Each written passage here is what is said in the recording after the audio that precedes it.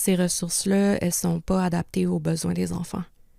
Un centre jeunesse, là, ça devrait être une grosse maison, genre une espèce de manoir, là, comme que les enfants, ils sentent que c'est un milieu de vie.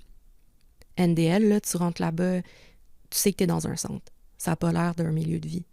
Il y a un balcon avec du grillage pour s'assurer que les filles fuguent pas, même si elles trouvent toujours des nouvelles façons de fuguer.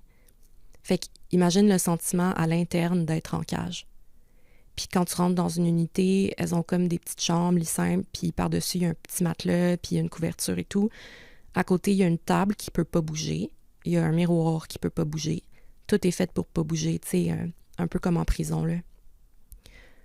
On a une jeune qui a été en fugue, mais que finalement, elle rentre là-bas, puis aussi, tu sens pas que c'est juste pour qu'on prenne soin de toi. Justement, ça ressemble à une cellule de prison.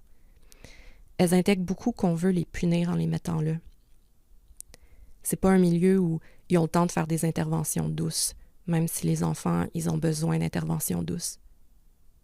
Il y a un gros parc à côté que les jeunes, ils peuvent aller se promener avec leurs intervenants et tout, mais est-ce qu'on a assez de staff pour s'assurer que tous les jeunes à ce moment-là, qui vont le prendre l'heure puis se vider le cœur, puis est-ce qu'elles ont le temps de rigoler avec leur intervenante?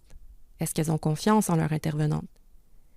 Parce que c'est souvent aussi des jeunes aussi qui vont être exposés à énormément de traumas, fait qu'ils ont des réactions vives rapides, imprévisibles. Fait que pour limiter la crise, ils vont faire des contentions, ils vont les mettre en isolement pour les protéger des autres enfants. Il faut parler de la détresse de ces jeunes-là. Elles ont tellement de colère parce qu'elles sont victimes d'injustice, que ce soit au niveau du centre ou au niveau de la famille. Imagine la colère que ça te crée d'être placé là, de te sentir tout seul, de voir juste un roulement d'intervenants qui font juste comme tout devient impersonnel. Puis toi, ton sentiment de réalisation, il est à zéro.